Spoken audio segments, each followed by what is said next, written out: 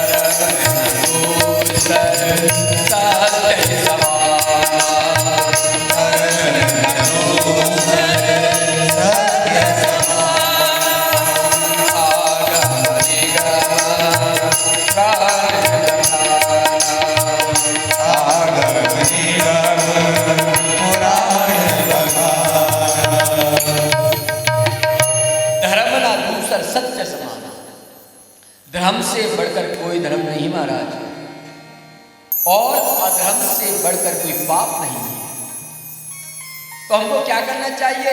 हमको महाराज धर्म का साथ देना चाहिए, सत्य मार्ग पर चलना चाहिए, क्योंकि सत्यम परम नहीं नहीं, पहले भी सत्य था, मध्यम और अंत में भी सत्य बचेगा। केवल सत्य की वंदना की गई, सत्य की वंदना क्यों कही गई? क्यों कही गई? भागवत में पहले और मध्य और अंत में भी यही प्रतिपादित है, और भागवत का मध्य अंत सब सत्य पर है महाराज। तो इसलिए तुलसी बाबा ने लिखा, धर्म न दूसर सत्य समाना, आगम निगम। तुझे धर्म पर चलना चाहिए, हर एक व्यक्ति के लिए केवल यही बचता है, बाद में कुछ नहीं बचता। भागवत में परम धर्म का निरूपण किया गया, और वह, अरे भाई, ये परम धर्म है क्या? परम धर्म है क्या? परम धर्म सत्य है। जो व्यक्ति परम धर्म पर चलता है ना, उसका कभी भी भगवान के चरणों में अपने मन को लगाना चाहिए। तो भैया परम धर्म क्या है? परम धर्म है कृष्ण कथा, परम धर्म है भागवत, और जो कैसी है? निष्कपट है, बिल्कुल कोई कपट नहीं है। जैसे एक बाल्टी में हम जल को रखते हैं और वह उस बाल्टी में पत्थर या कुछ भी चीज को डाल दो, वो साफ दिखाई देता है, तो वैसी भागवत कौन है? भागवत श्री कृष्ण हमारे निष्कपट है, कोई पाप नहीं है। इसलिए सत्य की वंदना की गई। हम कहें जी भागवत को हमने बार बार सुना, कितनी बार सुना महाराज? कितनी बार सुना भागवत के लिए? अरे महाराज फ्लैट में सुना था, यहाँ सुना था, तो समझ लेना उसने कभी कथा को समझाई नहीं, कथा को कभी समझाई नहीं महाराज। तो कथा कब आएगी समझ में? जब उसको बार बार आप पियोगे। अरे आपका मन किसी भी प्राण में नहीं लग रहा तो भागवत उठा ले, रोजाना एक श्लोक पढ़े, रोजाना हिंदी में। संस्कृत नहीं आती मत पढ़िए, मगर हिंदी में पढ़िए। जब आप समझ के जब आप पढ़ोगे ना, बहुत कुछ प्राप्त हो जाएगा। आपका मन भगवान के चरणों में लग जाएगा। अपने मन को भगवान के चरणों में लगा दीजिए और कहिए, हे गोविंद, अपने चरणों में इसको लगा दो। और वह ऐसा संकल्प अपने मन में करिए। आप ये मत सोचिए उन्होंने नोटा दिया, भाई नोटा तो आया नहीं, भाई कैसे सुने भाई हम? क्योंकि भागवत राम कथा कहीं भी हो रही हो ना, अगर वहां हो रही हो तो बिगड़ बुलाए जा सकते हो आप। जैसे आपने अपन मन बनाया, क्या भाई कथा हो रही वहां भागवत हो रही है, जैसे आपने मन बनाया तो पता क्या हुआ उससे? आपके हृदय में स्वयं भगवान विराजमान हो जाते हैं। चलो भाई सुनिए आते हैं, अरे कुछ तो आपके कानों में आएगा ही।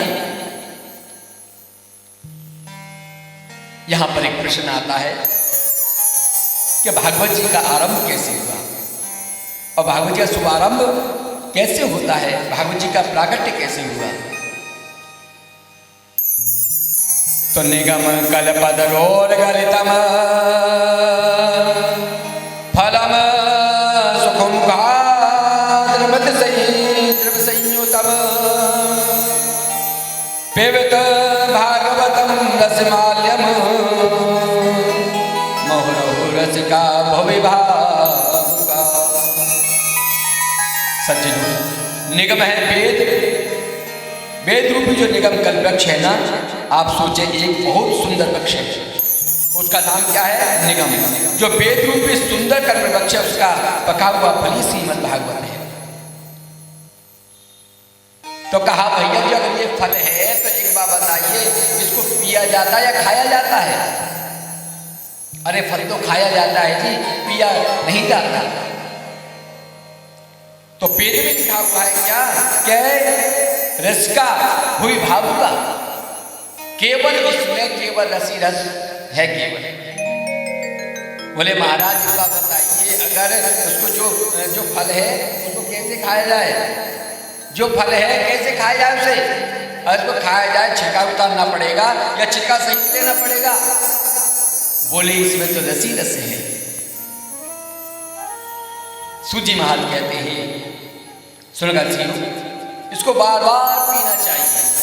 जितनी बार कहीं पे भी हो कथा, कहीं चाहे कोई भी व्याजी हो वो कर रहे हैं कथा, तो कहीं पे भी हो उसको बार बार पीना चाहिए। बार बार पीने से क्या होगा? जो अंधकार है ना वो मिटता चला जाएगा और जो प्रकाश है वो आपके हृदय में ब्रह्म स्वरूप स्वयं कृष्ण भगवान मेरे गोविंद नारायण प्रकट हो जाएगा और आपका मन भगवान के चरण में लगता जाएगा। सुरदर जी ने कहा महाराज कैसे सुनी जाती है कथा? उन्होंने कहा भागवत को सुनना नहीं पीना चाहिए, जो एक एक रोम रोम में बह जाए। सुनने का मतलब क्या है? एक कथा मुझे याद आ गई। एक मैदान में लिबास लगी हुई थी। जब लिबास लगी हुई थी वहां पर महाराज अनेक संत महात्मा घूम रहे थे वहां पर, और भी लोग घूम रहे थे वहां। तो एक श्रीमान ने क्या काम करा? दो मूर्ति बनाई, और दो मूर्ति कैसी बनाई? वो दोनों पीतल की मूर्ति थी। अंदर भी कुछ भी नहीं उसमें, दोनों बराबर की एक से सांचा संत की बनाई थी, बैठी हुई संजय तपस्या करते हैं। लोग आने लगे। जब आने लगे उन्होंने कहा भैया ये मूर्ति, बोले ये मूर्ति है एक 10 रुपए की और एक है 100 रुपए की। बोले क्या मतलब? बोले हाँ। तो कहा एक मूर्ति 10 रुपए की है और एक 100 रुपए की, ऐसा क्यों? भैया ये सोने की है क्या? बोले नहीं जी महाराज, दोनों ही पीतल की है, दोनों ही पीतल की है। तो अंतर क्या है? बोले पहचान लो आप। वहां पर भीड़ लगी हुई थी, वहां पर लोगों ने देखा इधर, उनकी समझ में नहीं आया। तो एक संत महात्मा जी, तो संत महात्मा जी वहां थे, तो आए भैया, देखा बहुत भीड़ लगी हुई है, तो बीच में जाकर अंदर जाकर प्रवेश किया। उन्होंने देखा भैया, बोले आपको मैंने देखा है। बोले आप जगह जगह जहाँ निवास लगती है वहाँ आप मूर्ति देखते? बोले हाँ महाराज जी। बोले अच्छा एक बात बताइए, बोले क्या मैं इनकी पहचान कर सकता हूं? मैं देख सकता हूं? बोले क्यों नहीं महाराज जी। संत ने क्या काम करा? बोले उन्होंने जब सुना कैसे कैसे हैं, बोले एक है 10 रुपए की और एक है 100 रुपए की। बोले अच्छा, बोले ठीक है। उन्होंने क्या काम करा, बोले भैया मैं पहचान कर सकता हूँ। बोले हाँ जी। उन्होंने क्या करा, 10 सीली थी बड़ी बड़ी, उसको बट लिया। बट करके क्या काम किया उन्होंने तुरंत बट करके गिले हाथ से, और जो संत थे ना, जो मूर्ति थी, उनके कानों में डाला।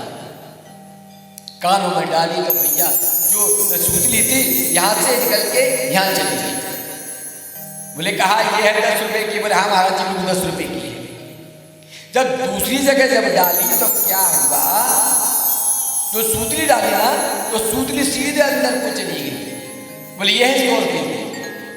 बोले हाँ ये 100 रुपए की। इसका मतलब क्या है, इसका मतलब है कि भैया जिन्होंने कथा को सुना, जिन्होंने कथा को अपने हृदय में डाल दिया, वो तो पक्का भक्त हो गया भगवान का। और जिसने सुन करके वो इधर से सुना और इधर से डाल दिया, वो हो गया श्रोता।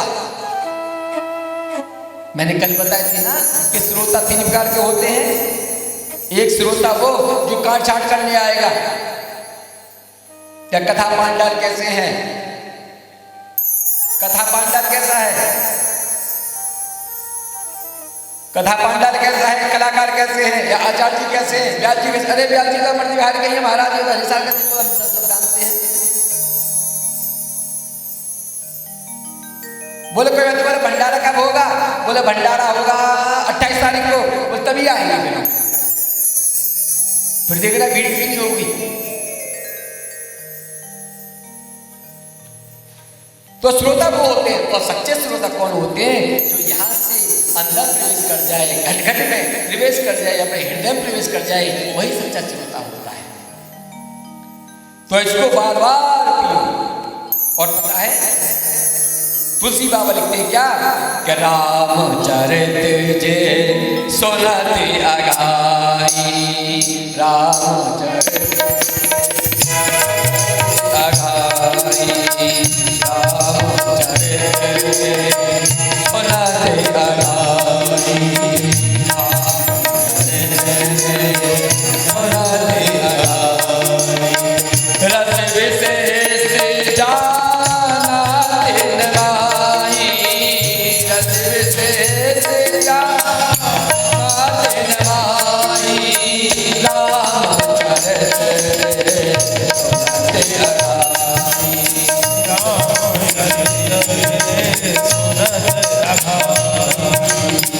जिन्हें हर कथा सुनी नहीं काना, सुनी नहीं काना, जिन्हें हर कथा सुनी नहीं काना, जिन्हें हर कथा सुनी नहीं काना, श्रवण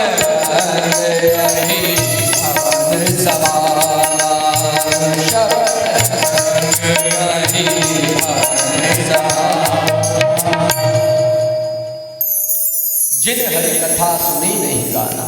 जिन्होंने कथा को नहीं सुना वो पता है कैसे होते हैं, जैसे सर्प के जो कान होते हैं ना, जो बिल होते हैं, नहीं ऐसे होते हैं महाराज। इसलिए कथा को बार बार सुनना चाहिए, बार बार पीना चाहिए। कहा कि महाराज कितनी बार पिया, बोले जितनी बार हो सके उतनी बार पियो, जीवन निकल जाए तुम्हारा। पीते रहो पीते रहो पीते रहो पीते रहो। हम और आप काय के लिए बैठे हैं, हम आपके लिए कथा सुना रहे, तो किस लिए बैठे कथा, क्या हमारा भी कल्याण हो जाए और आपका भी हो जाए, नहीं। और हमारा तुम्हारा कल्याण हो गया तो सही बता, विमान आ जाएगा और विमान तो मैं सुरक्षित ले जाएगा।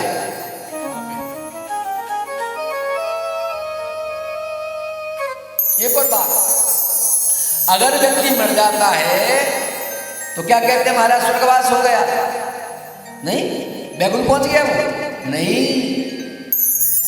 स्वर्गवास कब मिलता है पता है, अगर जिंदे पे ही अगर हम अच्छे अच्छे कर्म करते रहे तो समझ लेना मोक्ष हो गया जी, पक्का तुम्हारा, पक्का मोक्ष हो गया। तो इसलिए इसको बार बार सुनना चाहिए। आज संत ऋषियों ने कहा महाराज आपसे एक नहीं, दो नहीं, तीन नहीं, बोले महाराज 6 प्रश्न करने का, आपसे 6 प्रश्न करेंगे हम। सूत जी ने कहा बोला पहला प्रश्न हमारा ये है महाराज कि मानव के लिए परम धर्म क्या है? क्या परकम्मा लगाना धर्म है?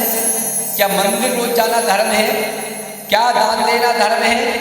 क्या माँ बाप की सेवा करना धर्म है? क्या साधु संत महात्मा की सेवा करना धर्म है? क्या घर में यज्ञ करवाना धर्म है? धर्म है क्या महाराज? धर्म की परिभाषा क्या है? दूसरा प्रश्न हमारा है महाराज कि पूजा हम किसकी करें? पूजा हम किसकी करें बताइए? बोले दुर्गा जी की पूजा करें या शंकर जी की पूजा करें या विष्णु की पूजा करें, पूजा हम करें किसकी महाराज? तीसरा प्रश्न हमारा कि वेद में परमात्मा का नाम है अजन्मा, अजन्मा नाम है परमात्मा का। तो एक बात बताइए वो देव की पुत्र कैसे बने? वो कौशल्या नंदन कैसे बने? दशरथ का बेटा कैसे बना राम जी? और चौथा प्रश्न हमारा क्या भगवान के अवतार कितने हैं? कोई उन्हें 24 अवतार कहता है महाराज, कोई कहता हरि अनंत, हरि कथा अनंता, प्रभु की अनेक कथा है, प्रभु की अनेक कथाएं और अनंत नाम है। पांचवा हमारा प्रश्न है प्रभु जी कि वक्ता वो श्रेष्ठ नहीं जो छोटी सी बात को, जो बड़ी बात को छोटी सी करके कहे। वक्ता वो श्रेष्ठ है जो बड़ी बड़ी बातों को छोटा करके बता दे, प्रूफ बता दे। और छठवां प्रश्न हमारा है महाराज कि भगवान जब अपनी लीला को संपन्न करने के लिए आए, कृष्ण ने जब अवतार लिया, अवतार लेते समय गोविंद ने कहा कि हम पृथ्वी पर आएंगे और सबका भार पालेंगे।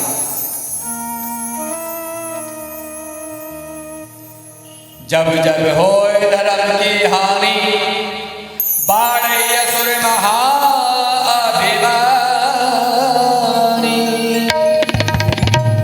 जब जब धर्म की हानि होती है मेरा प्रभु अवतार लेता है, हमें रहो हमारे हैं।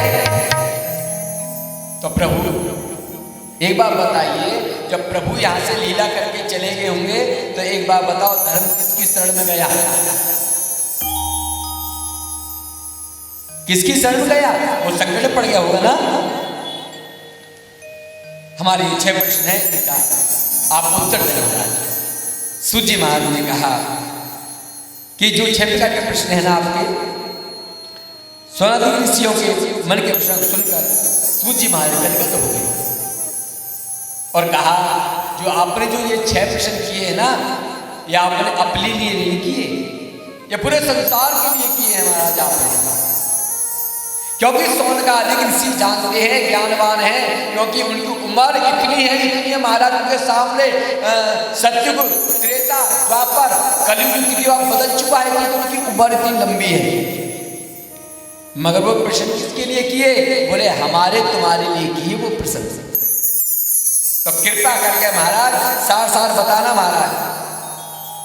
सार सार किसको कहते हैं बताओ? सार सार का मतलब जब भैया बहनें जब फटकती है ना, नहीं तो थोता थोता उससे निकल जाता है, जो भारी भारी होता है वो सब अंदर रह जाता है। तो महाराज कृपा करें सार सार बताने की कृपा करना महाराज, क्योंकि कलयुग में मानव के लिए टाइम नहीं रहेगा। अगर आप एक साथ बताओगे ना तो टाइम नहीं रहेगा महाराज, बहुत लंबा हो जाएगा। क्योंकि भागवत में 18,000 श्लोक हैं, तो ये 7 दिन में पूरी भी नहीं होगी कथा। ही सही कथा हमको एक श्लोक पे ही पूरी कथा निकल जाएगी। तो इसलिए प्रभु एक काम करना, क्योंकि संसार में लोगों के पास टाइम नहीं रहेगा, तो इसलिए आप छोटा सा रूप लेकर के बताते जाना। महाराज सौनका ऋषि बड़े प्रसन्न हुए। सूत जी महाराज बड़े प्रसन्न हुए, ऋषियों से बोले आपने जो उत्तम प्रश्न किया है, आपके प्रश्न का उत्तर देने से पहले मैं परम आदरणीय आचार्य सुखदेव जी का वंदन करना चाहता हूँ। क्योंकि सुखदेव जी महाराज 12 वर्ष तक सुखदेव ने मात्र घर में वास किया। इतना विचित्र संत आचार्य सुखदेव जी। एक बार क्या हुआ तो गोलोक धाम में राधा रानी की गोद में सुखदेव जी खेल रहे थे। तो राधा रानी बोली बेटा, बोले हाँ माँ। बोले आप संसार में जाओ। बोले संसार में जाइए आप। बोले फिर माँ बताइए। बोले संसार में जाओ कि जन जन में प्रचार करो, भागवत प्रचार। बोले माँ मैंने नहीं जाना। बोले क्यों? बोले क्यों नहीं जाओगे आप? बोले माँ मुझे नहीं जाना। बोले मुझे विष्णु की माया ना वो उसको पकड़ लेगी। राधा रानी बोली बेटा मैं तुमको वचन देती हूँ, मैं तुमको वचन देती हूँ कि विष्णु की माया तुमको नहीं पकड़ेगी। बोले माँ आप मुझे मत जाने दें। बोले 2-4 जो माला करता हूँ ना आपकी वो भी छूट जाएगी। क्योंकि सुखदेव की जो गुरु है ना वो राधा रानी है। इसलिए कभी भी सुखदेव भगवान ने कभी भी राधा रानी का नाम नहीं लिया, क्योंकि गुरु का कभी नाम नहीं लिया जाता, कभी भी नाम नहीं लिया जाता। तो आज वही लाडली में सुखदेव जी तो ठीक है माँ, भगवान आए, भगवान ने पूछ दिया कभी ठीक है मेरी माया आपको नहीं पकड़ेगी। महाराज अब कैसे करें? तो क्या हुआ महाराज, अब जब इतना जब कह दिया तो नारद जी को पता चल गया कि भगवान का प्राकट्य होने वाला है। उन्होंने कहा, भगवान नाथ ने कहा, बोले एक काम करो, वो जन जन में कैसे प्रचार हो महाराज? आज सुखदेव जी उड़ते हुए गए और वह एक जो पक्षड़ी थी ना, वह बर्फीली हवा चल रही थी। एक गुफा में बर्फीली हवा चल रही थी। तो क्या हुआ, बर्फीली हवा के जोर से वह अंडा फूट गया। जब अंडा फूट गया, नारद जी बोले कैसे प्रादुर्भाव हो, कैसे प्रचार हो? प्यार से बोली जय श्री कृष्ण, कैसे प्रचार हो? नारद जी बोले भाई कोई ना कोई तो कार्य करना पड़ेगा। क्योंकि नारद का पता है मतलब क्या है? नारद का अर्थ है कि नाथ की बात कभी रद्द ना हो, उसको कहते नारद। उनकी बात कभी नहीं रद्द होती। राक्षसों में चले जाए तो राक्षस को प्रणाम करते हैं, मानव के पास चले तो प्रणाम करते हैं, देवता तक प्रणाम करते हैं। उनकी बात सब जगह रख जाती है। क्यों? क्योंकि वो धर्म के प्रचारक हैं। अब कैसे प्राकट्य हो सुखदेव जी का, कैसे जन जन में प्रचार हो? तो नारद जी बोले भाई उन्होंने कहा, सोचा विचार बनाया। उन्होंने कहा कि क्या नाम है, मैं एक बार तो ब्रह्मा और ब्रह्माणी में लड़ाई करा चुका हूं, एक बार लक्ष्मी और नारायण में लड़ाई करा चुका हूं मैं। बोले बाबा से लड़ाई नहीं कराई। भोलेनाथ समाधि में बैठे हुए हैं, भोलेनाथ समाधि में बैठे हुए हैं। अब नारद जी गए कैलाश पर्वत पर। जैसे ही कैलाश पर्वत पर पहुंचे तो माँ ने देखे, नारद को देख लिया। वो नारद आइए, आओ पधारो। मैया ने आसन दिया और बैठ गए नारद जी।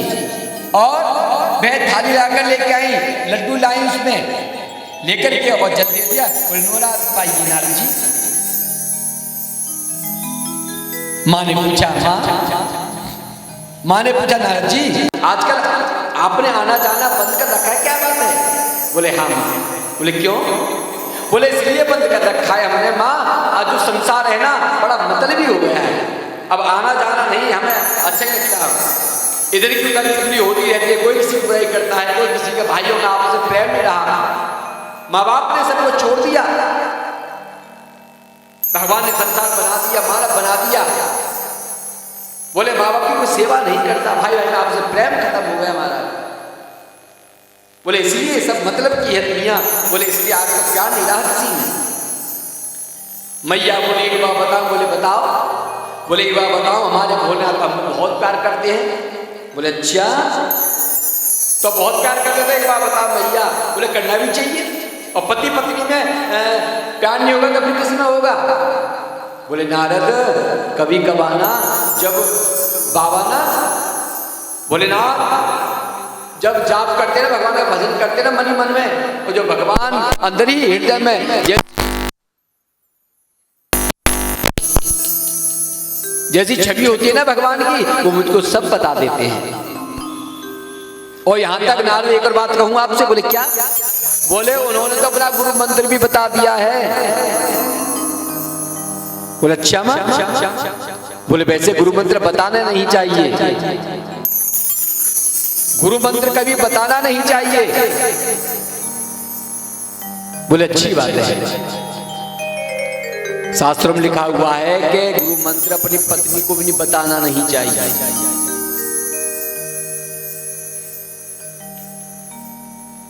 सूत जी महाराज कहते हैं, वो नारद जी कहते अच्छी बात है। जब बार बार जब अपनी माँ जब प्रशंसा कर रही तो उन्होंने कहा माँ एक बात पूछूं। बोले क्या? बोले माँ एक बात बताई होगी फिर तो आपको। बोले बताइए। बोले गले में जो मुंडों की जो माला है ना, उसके विषय में तो आपको बताया होगा। बोले नहीं, कभी नहीं बताया मुझे तो। नारद जी बोले तो मैया एक बात बता, फिर क्या तुमसे खाक प्यार करते हैं फिर? बोले बार बार तुम पढ़ाई कर रही हो भोलेनाथ की, बोले हमसे इतना प्यार करते फिर क्या खाक प्यार करते हैं? वो कुछ भी प्यार नहीं करते। बोले अच्छा मान लो हमने आपके लड्डू पा लिए और हम चले यहाँ से। अब तो नारद जी तो लगा गया,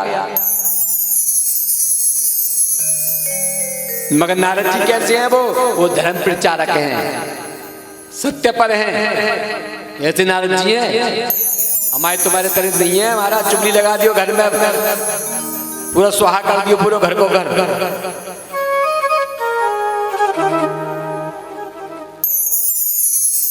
किसी की बात में अपना घर ही तोड़ दिया, ऐसा नहीं होना चाहिए।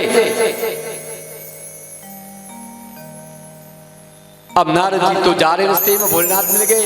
बोले बाबा प्रणाम। बोले हाँ प्रणाम। बोले समझ गए शंकर भगवान। बोले बाबा। बोले हाँ क्या हुआ? बोले तुमको मैया ने याद किया, जल्दी जाओ। बोले अच्छा। बोले हाँ याद तो किया ही होगा। बोले जब आप आए तो याद किया होगा ना। प्यार से बोल जय श्री कृष्ण। गए। अब भैया मैया ने क्या काम करो, पहले क्या होता था? पहले एक कमरा होता था पहले, और कैसा कमरा? कोप भवन। उसमें लिखा होता था कि मैया का रूठने का ये वाला कमरा है। अब पति देवता आएंगे शाम को तो बनाएंगे, जब तो बनेगी मैया। आए मैया ने क्या काम करा? जो बढ़िया वस्त्र पहननी पहन नहीं थी वो उतार करके काले कपड़े पहन लिए। और समझ बैठी आप, अगर काला कपड़ा जिसने पहन लिया तो वो कौन बन जाएगा ना?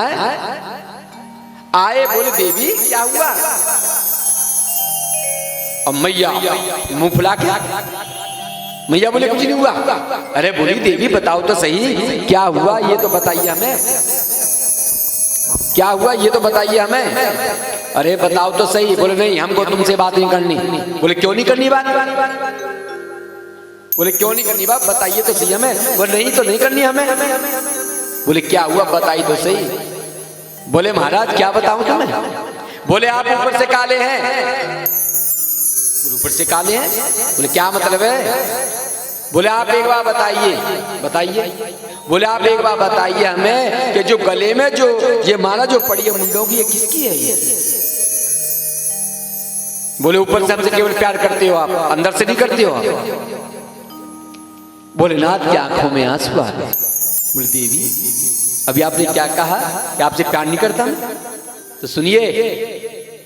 बोले जो ये मुंडों की माला है ना, ये मुंडों की माला किसकी है? ये आपकी है मुंडों की माला, ये आपकी माला है ये मुंडों की। बोले क्या मतलब?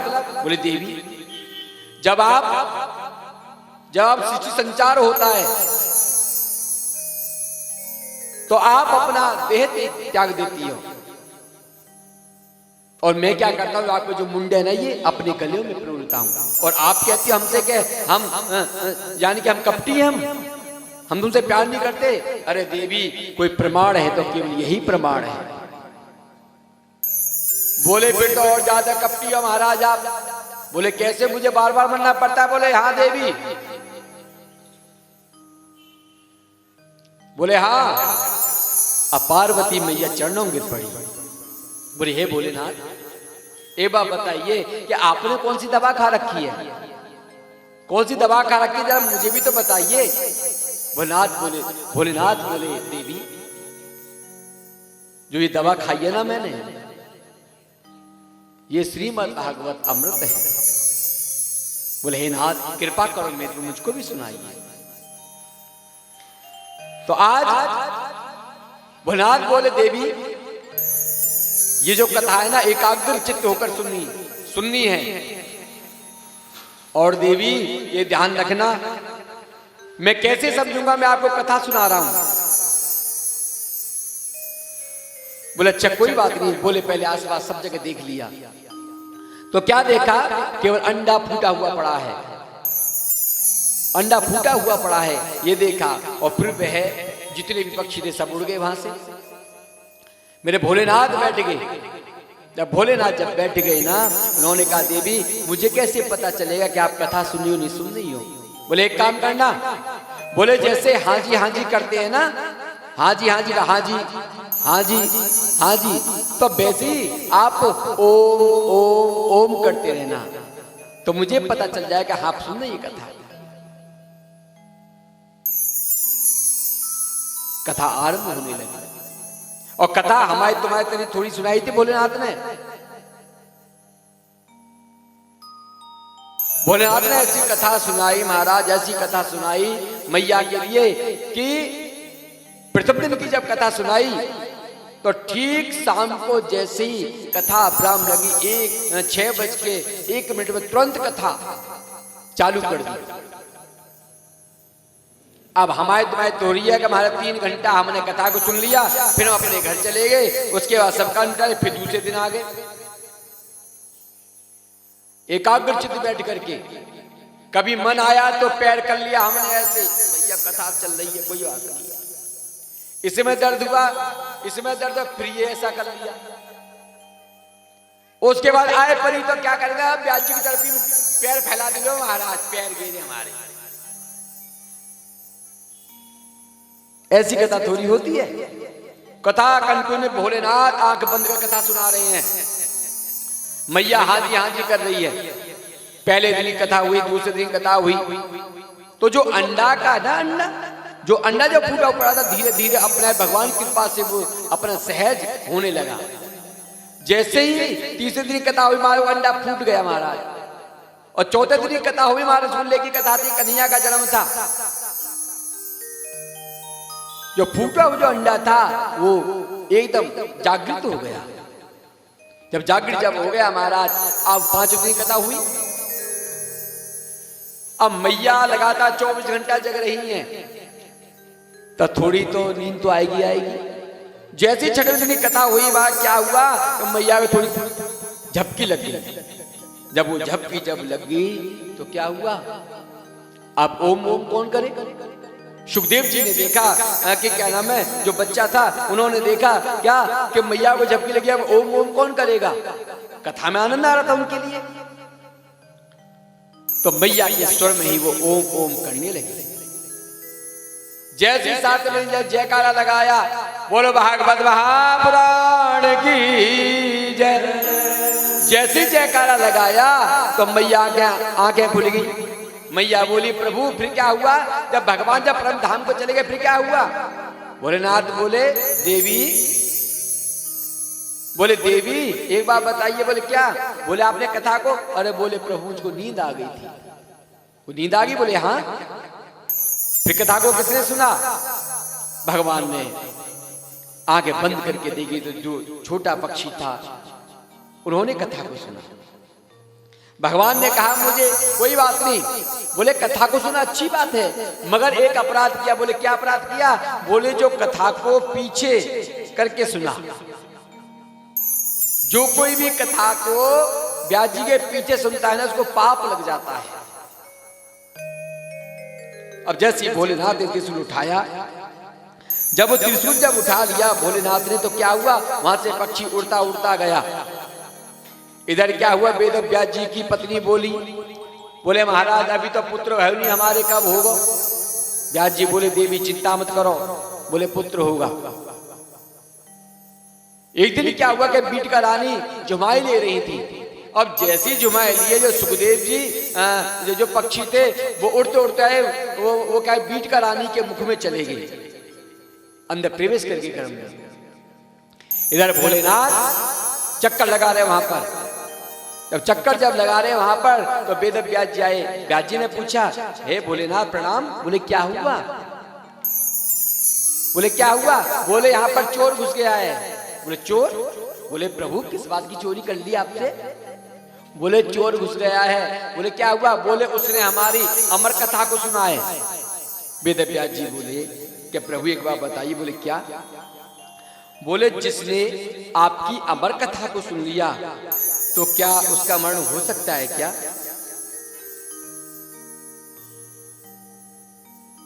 भोलेनाथ ने आशीर्वाद दे दिया और चले गए। अब तो गौरव महाराज गर्भ में सुखदेव जी, मंत्रों की आवाज आती है। एक दिन बीट कर रानी बोली, बोले सुनते हो। बोले क्या हुआ, बोले मेरे गर्भ से ना मंत्रों की आवाज आती है। 12 वर्ष रहे गर्भ में महाराज।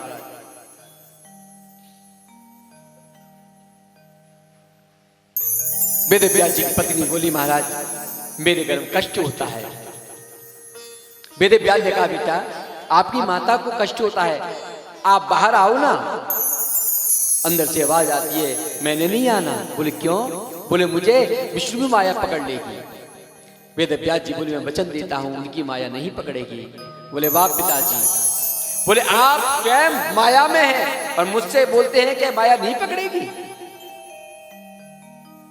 बोले स्वयं अगर भगवान कहेंगे आकर के।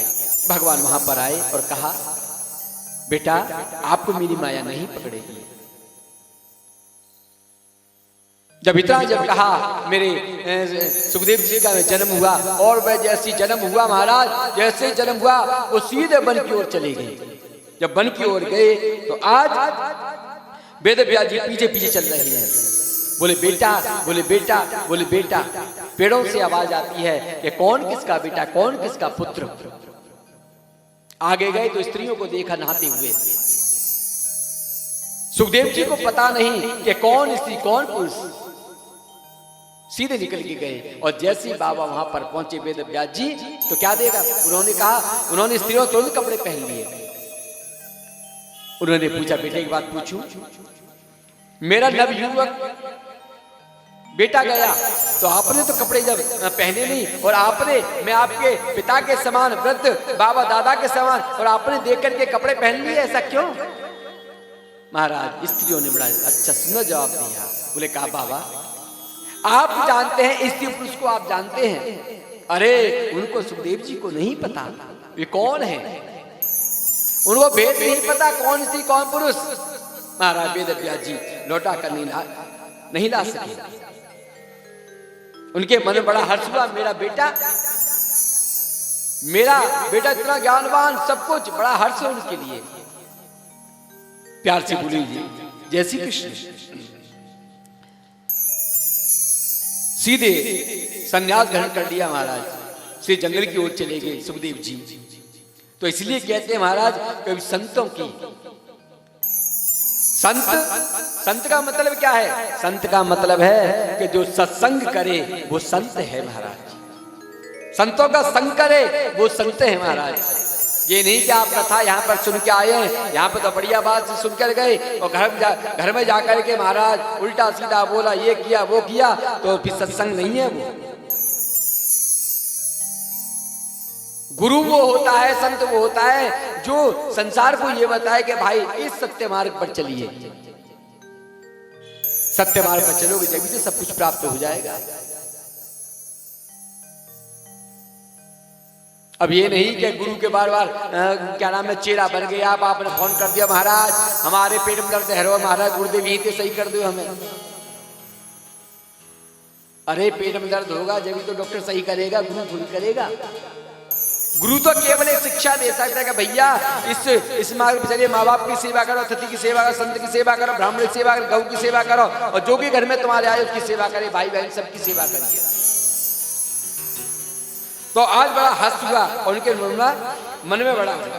बोले महाराज तो इसलिए कहते हैं कि संतों का संग करिए हमेशा, संत बगैर दुनिया में कुछ भी नहीं है। तो आइए संतों का संग करते हैं, क्योंकि संत कहते हैं कि संत ना होते संसार में तो जल जातो संसार, तो जल जातो संसार। अगर संत नहीं होते ना तो सही बताएं ये संसार कुछ नहीं होता, क्योंकि संत ही बताते हैं कि भैया सत्य क्या है, संग किसका करना चाहिए, सत्य मार्ग पर चलना चाहिए। तो आइए अब चलते हैं, तो सत्संग का संग करिए और ये कहो प्रभु कि आपके सिवा दुनिया में कुछ भी नहीं, तो आप ही आप है मेरे, तो क्या मेरे सतगुरु तेरी नौकरी सबसे बढ़िया है सबसे खरी, मेरे सतगुरु तेरी नौकरी सबसे बढ़िया है सबसे खरी, मेरे सतगुरु तेरी नौकरी सबसे बढ़िया है सबसे खरी, मेरे सतगुरु तेरी नौकरी सबसे बढ़िया है सबसे खरी, तेरे दरबार की हाजिरी सबसे बढ़िया है सबसे खरी, तेरे दरबार की चाकरी सबसे बढ़िया है सबसे खरी। जय हो।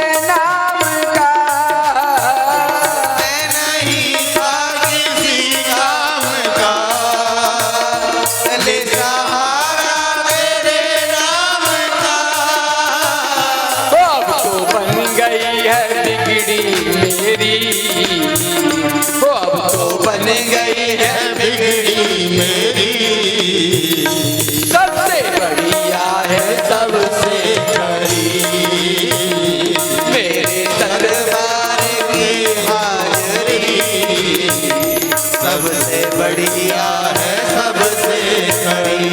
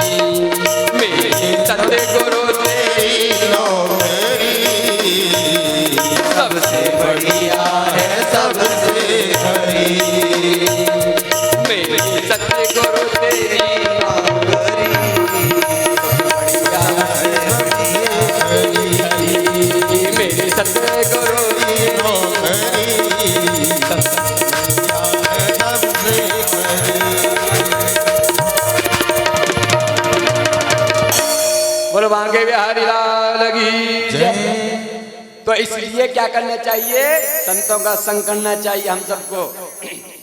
संतों का संग मिलेगा जब ही सब कुछ बनेगा, और संतों का संग नहीं मिला तो महाराज कुछ नहीं मिलने वाला। तो इसलिए जहां ज्ञान की बातें होती हो, जहां अज्ञान दूर होता हो, जहां ज्ञान मिल जाए, वो सब उससे बढ़िया होगा क्या। तो सुनका दिल से उसे सूर्य महाराज कहते, महाराज आपके 6 प्रश्न थे, आपने पहला प्रश्न किया मेरे से कि मानव के लिए परम धर्म क्या है।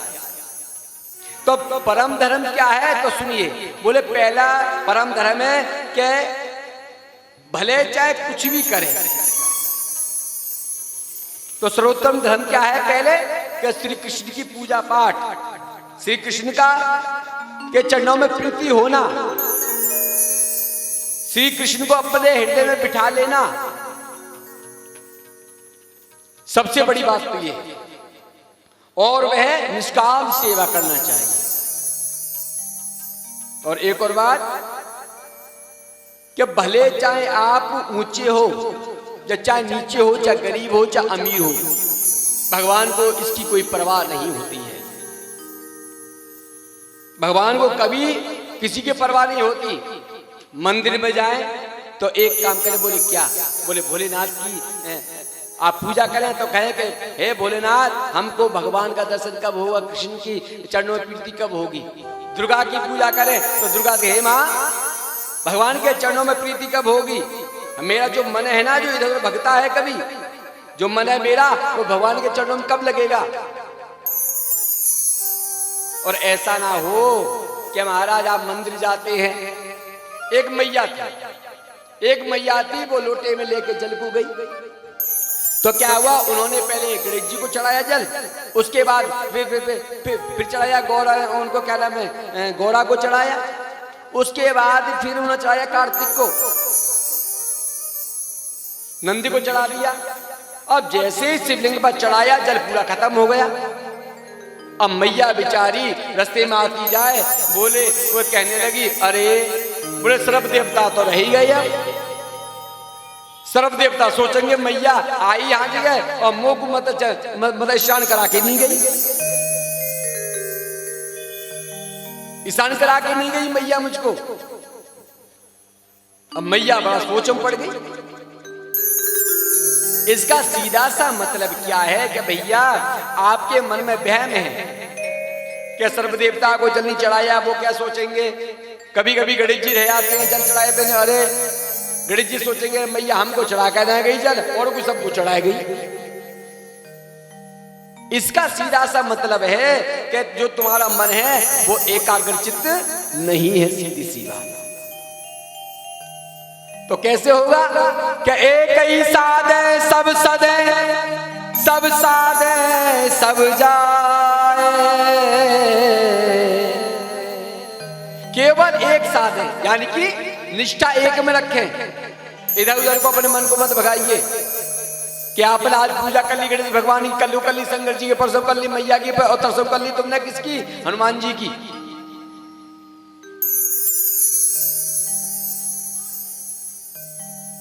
बोले भगत जी थे, भगत जी कैसे थे बेचारे, वो रोज पूजा कोई ना कोई बता देते। एक बार वो पंडित जी के पास गए, बोले पंडित जी बाबा कोई ऐसी पूजा बताओ जाते जल्दी भगवान प्रसन्न रह जाए।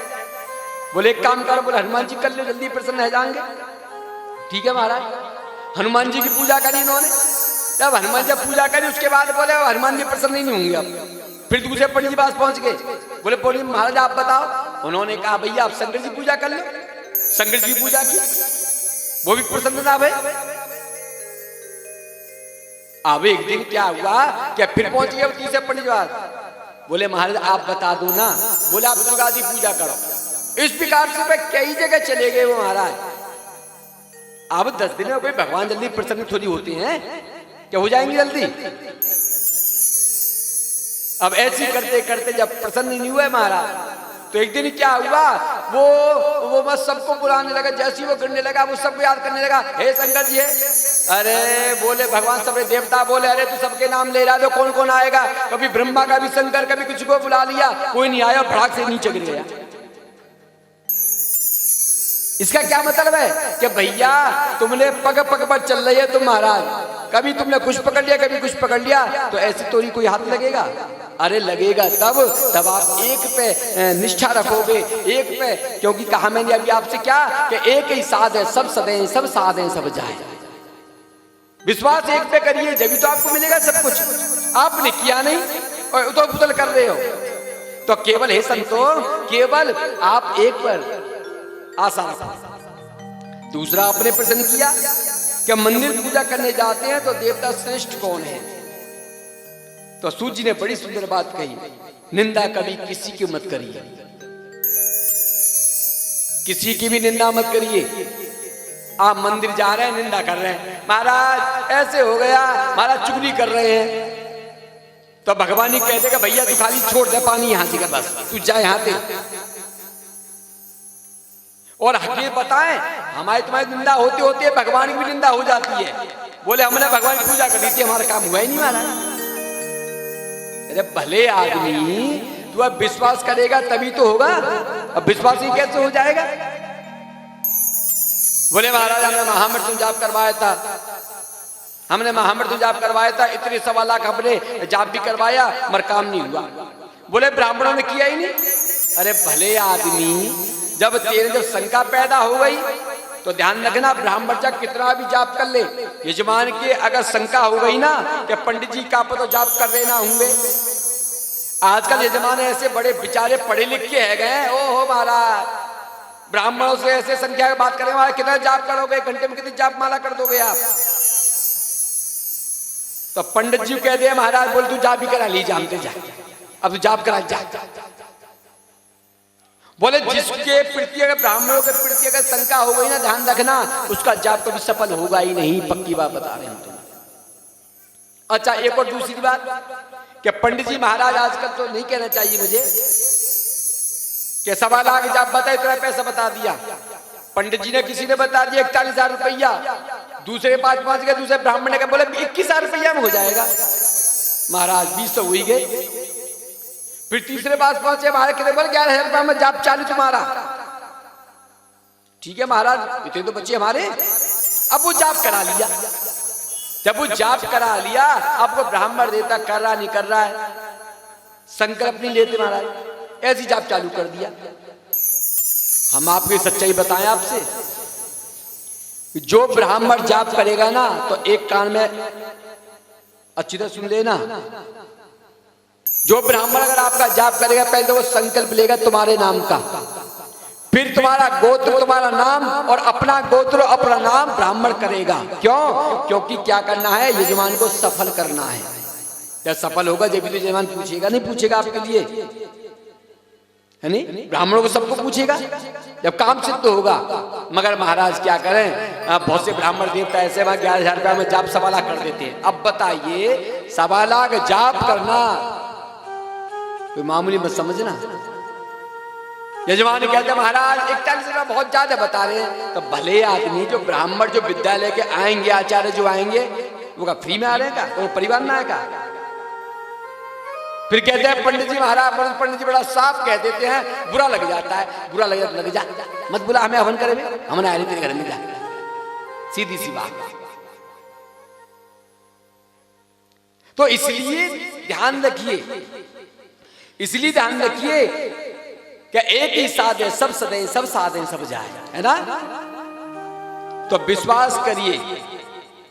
दूसरी बात, आपने पूछा है भगवान का नाम अजन्मा है तो प्रभु ने जन्म कैसे लिया। सूत जी कहते हैं प्रभु का जन्म नहीं होता, अवतार होता है, प्रभु का अवतार होता है। और कब होता है, जब जब होए धर्म की हानि, बाढ़े असुर महाभिमानी। मेरे प्रभु अनेकानेक रूप धर देते हैं।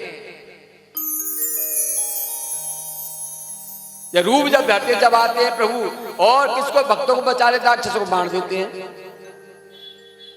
आपने कहा कि 24 अवतार भगवान के, सुनो शास्त्रों के परिप्रेक्ष्य में देखें तो भगवान के 24 ही अवतार हैं। इन 24 अवतारों का हम चिंतन स्मरण कर लें। भगवान के 24 अवतार कौन कौन से हैं। पहले भगवान का अवतार हुआ किसका, सनक सनंदन सनातन सनत कुमार। दूसरा हुआ 12 अवतार, भगवान भक्तों के लिए सुगर भी बन जाते हैं। और भगवान का तीसरा अवतार हुआ संत नारद। चौथा हुआ नर और नारायण। भगवान ने बद्री का धाम में जाप किया, तपस्या की। 5वां अवतार हुआ श्री कपिल देव अवतार। 6वां हुआ दत्तात्रेय जी। 7वां हुआ यज्ञ भगवान। और 8वां श्री ऋषभ देव जी। 9वां हुआ पृथ्वी जी, 10वां हुआ मत्स्य अवतार और 11वां हुआ कच्छप अवतार, 12वां हुआ धनवंतरी और 13वां हुआ मोहिनी अवतार। मोहिनी अवतार कब हुआ? जब भोलेनाथ भागे भागे गए भगवान के पास, बोले प्रभु बचाओ। बोले क्या हुआ? बोले महाराज मैंने भस्मासुर को, पहले भस्मासुर का पता नाम क्या था? शकुनी था। शकुनी मामा नहीं, ये अलग था शकुनी। अब ये थोड़ी एक को नाम विजय तो सब विजय होंगे। तो शकुनी था, उसने भगवान की तपस्या की। भोलेनाथ की जब तपस्या की, उन्होंने उन्हें का वरदान मांगा। बोले महाराज ऐसा वरदान दे तो मुझे कैसा? बोले जिसके सर पर हाथ रखूं वो भस्म है जाए। भोलेनाथ गए भागे, बोले प्रभु बचाओ। बोले क्या हुआ? बोले महाराज मैंने वरदान दे दियो, अब बताओ। उनने सोची कहा नाम है भोलेनाथ तो पहाड़ पे देवे, बची पार्वती, भोलेनाथ को भस्म कर दो, पार्वती हमारी है जाएगी। भगवान बोले भोलेनाथ पहले भगदे ठोक पीट के देख ले करो कैसो भगते गए। बोले अब कैसे बचाओ? भगवान मोहिनी अवतार बन के गए और वह उसको बहला फुसला करके, और वह बोले कहा अरे कहाँ जा रहे हो महाराज? बोले कहाँ जा रहे हैं? बोले तो भस्म कर। अरे बोले महाराज कहाँ चक्कर में पड़ गए तो? तब मेरे भोले मेरे भगवान तो ऐसे ऐसे महाराज। तो मोहिनी अवतार बने और 14वां लिया ने अवतार किसका? नरसिंह भगवान का। 15वां लिया वामन अवतार और 16वां श्री परशुराम जी का। 17वां महर्षि वेद व्यास, 18वां आदरणीय प्रभु जी राम, 19वां श्री बलराम और मेरे प्रभु ने कन्या का अवतार लिया। 21वां हरि अवतार, 22वां हंस अवतार और 23वां बुद्ध अवतार और 24वां जो भगवान ने अवतार नहीं लिया वो है कल्कि अवतार। तो ये 24 अवतार है महाराज। भगवान के जितने अवतार हैं उनमें प्रत्यक्ष परिणित हुए अवतार श्री मुख्य तो अवतार है। कौन कौन से? एक है कृष्ण अवतार और एक है राम अवतार। राम कृष्ण दो एक है और अंतर नहीं निवेश, इनके नैन गंभीर हैं उनके चपल विशेष। राम कृष्ण में कोई अंतर नहीं, केवल अंतर कितना सा है? मेरे राम मेरे राघव उनके नैनों में गंभीरता है और कृष्ण के नैनों में क्या है? चंचलता है। भगवान राम ने कभी गाया नहीं, कुछ भी नहीं गाया कि मैं भगवान हूं, मगर भगवान कृष्ण ने बार बार बताया मैं कृष्ण हूं, बार बार बताया। आपने देखा राम कैसे खड़े होते हैं? राम बिल्कुल सीधे खड़े होते हैं और मेरा कन्हैया वो टेढ़ा खड़ा होता है और सब कुछ टेढ़ा है महाराज। राम के पास रहता है धनुष, सीधा चल जाता है, और भगवान के पास क्या है? बांसुरी है, उस बांसुरी को सीखना पड़ता है। राम हम आराम से बोल देते हैं है ना, और कृष्ण के लिए क्या करना पड़ता है? जीभ हमारी घूम जाती है। दोनों एक है बेशक, दोनों एक है, मगर महाराज राम ने कभी गाया नहीं, भगवान कृष्ण ने गाया मैं भगवान हूं, अंतर कुछ नहीं है। तो आज बताया कोई भी अंतर नहीं है, तो इसलिए भगवान कोई अंतर नहीं, केवल एक ही साधे पे चलिए। भगवान की 24 अवतार हैं, भगवान का भजन करना चाहिए। ऋषियों ने प्रश्न कर लिया क्यों जी ये वेद व्यास जी कौन है, उन्होंने क्यों भागवत को लिखा?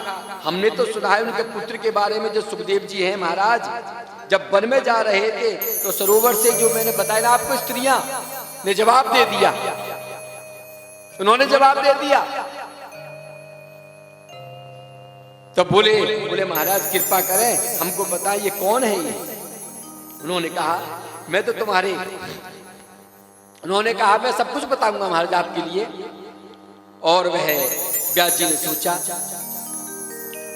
जब चले गए जब सुखदेव जी, तो सूजी महाराज कहते हैं सुनकर सीओ, व्यास जी ने सोचा मेरा जो पुत्र है बड़ा चित्रवान है, गुणवान है, गुणवान है। अपने पुत्र को लेकर के बड़ा हर्षित होने लगे।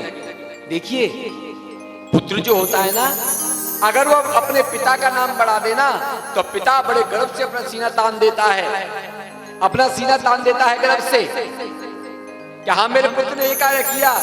और कभी कभी जब पुत्र जब नाम डुबा देता है ना तो बड़ा कलेश होता है मन में। बोले अरे मेरा नाम कितना था, मेरे पुत्र ने मेरा नाम डुबा दिया। तो इसलिए क्या करना चाहिए? बोले पिता का नाम बढ़ाने के लिए, परिवार का नाम बढ़ाने के लिए, अपने अपने जो रिश्तेदार उनका नाम बढ़ाने के लिए, अपने पड़ोसियों का नाम बढ़ाने के लिए, और जो प्रेम करते हैं उनका नाम बढ़ाने के लिए, खुद को अगर ये सत्य सनातन धर्म पर चलना हुआ तो चलना भी पड़े, कष्ट भी आए तब भी चलना चाहिए, सीधी सी बात।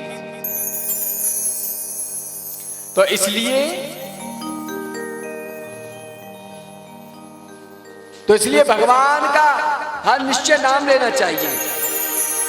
सूत जी ने कहा, बोले महाराज एक बात बता। बोले क्या? बोले बहुत सुंदर प्रश्न किया। बोले कहा कि महाराज आपका नारायण के पुत्र, आपका नारायण के पुत्र हैं कौन? ब्रह्मा जी। और ब्रह्मा के पुत्र हैं वशिष्ठ, और वशिष्ठ के पुत्र हुए शक्ति, शक्ति के पुत्र हैं पाराशर, और पाराशर के पुत्र हैं महर्षि वेदव्यास।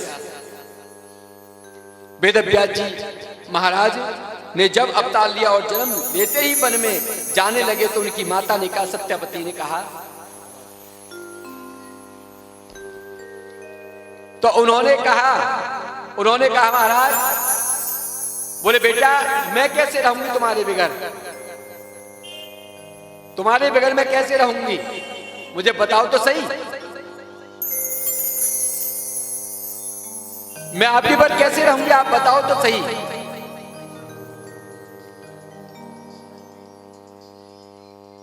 मैं आपके बगैर कैसे रहूंगी, मुझे बताओ तो सही। उन्होंने कहा मां आप जब मुझको याद करोगी ना मैं प्रकट हो जाऊंगा। वेदव्यास जी तपस्या कर रहे थे महाराज, उन्होंने अंतर ध्यान लगाया। जब ध्यान लगा लिया उन्होंने तो पूरी दुनिया को देखा। दुनिया को जब देखा तो दुनिया कैसे अपने खाने पीने में मस्त थी महाराज। दुनिया जब खाने पीने में मस्त थी तो क्या हुआ, अपने खाने पीने में मस्त थी, देखा केवल कुछ नहीं, भगवान का नाम ही नहीं है, केवल अपने खाना सोना जगना उठना बैठना रोना ये सब चल रहा था। जब ये सब चल रहा था देखो महाराज आज वेदव्यास जी बड़ा विचार करने लगे। वेदव्यास जी ने क्या काम करा कि एक वेद के 4 भाग कर दिए। जब एक वेद के 4 भाग किए, शुक्ल यजुर्वेद, अथर्ववेद, ऋग्वेद और सामवेद, उनको लिखा पूर्णता से। जब लिख लिया पूर्णता से, कहते हैं जी जो पढ़े लिखे होते हैं, जब जो पढ़े लिखे जो होते हैं वो अपना स्वयं जो कुछ भाषा लिखते हैं, जब उनको संतुष्टि नहीं मिलती है तो बाहर बार कैसे संतुष्टि मिलेगी। वे कथा सुनाने वाले होते हैं, है ना, अगर वो स्वयं जब कथा का अध्ययन नहीं करेंगे, कथा को नहीं पढ़ेंगे अच्छी तरीके से और सही तरह से रूप द्वारा नहीं सजाएंगे तो कथा स्वयं भी आनंद नहीं आएगा, दूसरों को भी आनंद नहीं आएगा। मन में बड़ा हर्ष होने लगे, दुख होने लगा मन में। महाराज वहां पर नारद जी आए, प्यार से बोली जय श्री कृष्ण। नारद ने कहा, बोले बाबा क्या हुआ? बोले नारद जी प्रणाम। बोले मुझे कुछ शांति नहीं मिल रही यहाँ पर। बोले क्या हुआ? बोले मैंने एक वेद था, एक वेद के 3 वेद कर दिए, मैंने 4 वेद बन गए, 18 साल से 6 साल सब कुछ बना दिया, सब कर दिया और शांति नहीं मिली। बोले क्यों? बोले क्या हुआ, क्यों शांति नहीं मिली? बोले कि अगर संसार में अगर वेदों की व्याख्या करेंगे तो लोग पढ़ेंगे, लोग अच्छी तरह शुद्ध नहीं पढ़ेंगे तो क्या होगा, उल्टा सीधा बोलेंगे। नाथ जी ने कहा बाबा आप एक काम करोगे? बोले आप एक काम करो। बोले क्या? बोले केवल आप श्रीमद् भागवत का उल्लेख कीजिए। बोले महाराज एक बात बताइए, जब 6 शास्त्र पूरा 6 शास्त्र 18 पुराण 4 वेद सब कुछ कर दिया मुझे, तो ये भागवत से क्या होगा? बोले महाराज अब मेरी बस की नहीं है, बिल्कुल भी बस की नहीं है मेरे महाराज, क्योंकि आंखें बूढ़ी हो गई है मेरी। नाथ जी ने कहा बाबा जब मैं दासी पुत्र होकर जब मैं नारद बन सकता हूं, तो क्या आप भागवत नहीं लिख सकते? बोले कैसे? नाथ जी ने बताया, बोले बाबा मैं एक दासी का पुत्र था, मेरे पिता मेरे जन्म होने से पहले खत्म हो गए। मेरा जन्म हुआ, गांव के लोगों ने उल्टा सीधा बोलना चालू कर दिया मेरी मां के लिए। जब बोलना जब आरंभ कर दिया तो मेरी माँ गांव से निकल गई और मैं जंगल में जा रही थी। मैं छोटा सा था, गोद में था। संतों का आश्रम गए, वहां संत मिले, संतों से कहा मेरी माँ ने कि बाबा मेरे पति रहे नहीं, मेरा पुत्र है छोटा सा, मैं आपसे निवेदन करती हूँ कि मैं आश्रम में रह लूंगी, मुझको गेहूं दूध दहाना आता है, सब सफाई कर दूंगी, मुझे 2 वक्त की रोटी चाहिए। व्यास जी संतों ने कहा कोई बात नहीं बेटा, आपकी गुरु मां है, उनसे बात कर लीजिए। मेरी माँ वहां पहुंची और मैं भी गया और मेरी माँ ने वार्तालाप की और संतुष्ट होकर के मैं वहां काम करने लगी। व्यास जी वहां पर चतुर्मास आया। तो चतुर्मास का क्या मतलब है कि चतुर्मास में जो संत महात्मा होते हैं ना, वो एक जगह बैठ जाते हैं, एक जगह रुक करके कथा चलती है, कोई किस पुराण की कथा, कोई किस पुराण की कथा चलती रहती है वहां। मैं थोड़ा बड़ा हुआ थोड़ा, और वह मेरी माँ पूरे काम समेट करके वहां पर बैठ जाती मुझे लेकर के। तो संत बड़ी अच्छी अच्छी बातें क्या करते, कोई किसी का नहीं होता, भगवान की सेवा केवल भगवान है। ना किसी की माता, ना कोई किसी का पिता, ना भाई, ना पुत्र, कोई किसी का नहीं है। केवल है तो क्या, बोल केवल आप हो जो भगवान का भजन कर दे। ये शरीर कब तक है? ये शरीर तब तक ये खत्म ना हो जाए। जैसे खत्म हो जाएगा तो आपका रिश्ता कब तक रहेगा? ज्यादा दिन नहीं रहेगा रिश्ता तुम्हारा। केवल एक दिन याद करेंगे, 2 दिन, 10 दिन, ऐसी करते करते करते करते 1-2 साल बीतेगा, सब तुमको सब भूल जाएंगे। शरीर तब तक था, तब तक आपके संबंध है, और जैसे शरीर पूरा हुआ महाराज कोई किसी को नहीं पूछेगा। एक बार अर्जुन ने पूछा कि केशव एक बार बताइए, बोले क्या, कि सबसे ज्यादा रोता कौन है? बोले सबसे ज्यादा परिवार तो रोता ही है, वह सबसे ज्यादा केवल रोती है तो केवल मां रोती है। और धीरे धीरे करके ये भी आंसू सूख जाते हैं, फिर तो केवल वार्तालाप चलती है। तो सूची महाराज कहते हैं, हे सुरगैसियों, नारद जी थोड़े बड़े हुए, वहां चल रहा था।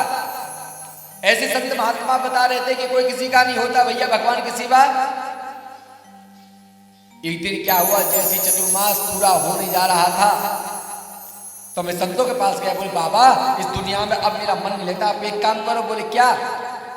बोले मुझको साल ले चलना है। या जी क्या हुआ? मेरी माँ को पता चल गया। जब मेरी माँ को जब पता चला तो मेरी माँ संतों के पास आई। बोले बाबा मेरे बेटे को लेके मत जाना। क्यों? क्योंकि इसके बगैर मैं रह नहीं सकती हूं। मैं संत महात्मा समंजस बढ़ के बोले किया जाए अब? बोले बेटा लेके चलना, माँ कहती लेके नहीं जाना। जैसी राज्य में चलने हुआ हमारे संतों ने कहा कि बेटा तुम्हारे पिता रहे नहीं, क्योंकि शास्त्र कहते हैं मातृ देवो भव, पिता देवो भव, अतिथि देवो भव। पिता आपके रहे नहीं, आप एक काम करना, जब माता का शरीर पूर्ण हो जाए ना, जब आप सीधे पहाड़ों में चले जाना, वहां भजन करना भगवान का। वेद व्यास जी एक दिन क्या हुआ कि मेरे को गुस्सा आया। बोले कैसे? बोले जब मैं भजन करने बैठता मेरी माँ कहती बेटा रामदास, बोले बेटा रामदास। एक दिन मुझको ऐसा गुस्सा आया, मैंने कहा अरे मेरी माँ मर जाए तो अच्छा होगा, हालांकि नहीं कहना चाहिए था मुझे। एक दिन क्या हुआ कि मेरी माँ सुबह 4 बजे के भोर में सुबह सुबह गाय दोहने गई, गाय का दूध निकालने गई तो एक काला नाग था और मेरी माँ को डस लिया, मेरी माँ की मृत्यु हो गई। मैं ब्याज जी खूब रोया। एक अचरज हुआ, बोले क्या? बोले एक आंख से निकले गर्म आंसू और एक आंख से निकले ठंडे आंसू। बोले वो क्यों? बोले एक तो खुशी मुझे हुई कि अब मुझे कहने वाला कोई नहीं, अब मैं भजन करूंगा भगवान का। दूसरा ये कि मेरी माँ मुझको छोड़ के चली गई, अब बेटा बेटा कौन कहेगा। गर्म आंसू कब निकलते हैं, ठंडे आंसू कब निकलते हैं? आपका पुत्र अगर पास हो जाए तो खुशी के आंसू निकलते हैं, ठंडे आंसू। और जब कोई दुख हो जाए तो जब गर्म आंसू निकलते हैं। प्यार से बोलिए जय श्री कृष्ण। तो नारद जी कहते हैं मैं माता संस्कार करके चला गया और वह मैंने कई महीनों, कई सालों, कई हजारों वर्ष मैंने जब किया तो केवल एक आवाज आई, बोले मैं आपको नहीं मिलूंगा। बोले मैं कब मिलूंगा? तब ये पूरा संसार निर्विघ्न हो जाएगा और वह संसार छोड़ करके जब आओगे तब आपको मैं मिलूंगा। मेरा जन्म हुआ भगवान के मन से। भगवान ने क्या काम करा, मेरे लिए क्या दे दिया? मेरे लिए ये ना जो बीड़ा ये दे दी और कहा कि केवल आप भजन करिए। कौन सा? श्रीमन नारायण नारायण हरि हरि भजमन नारायण नारायण हरि हरि श्रीमन नारायण नारायण हरि हरि भजमन नारायण नारायण हरि हरि श्रीमन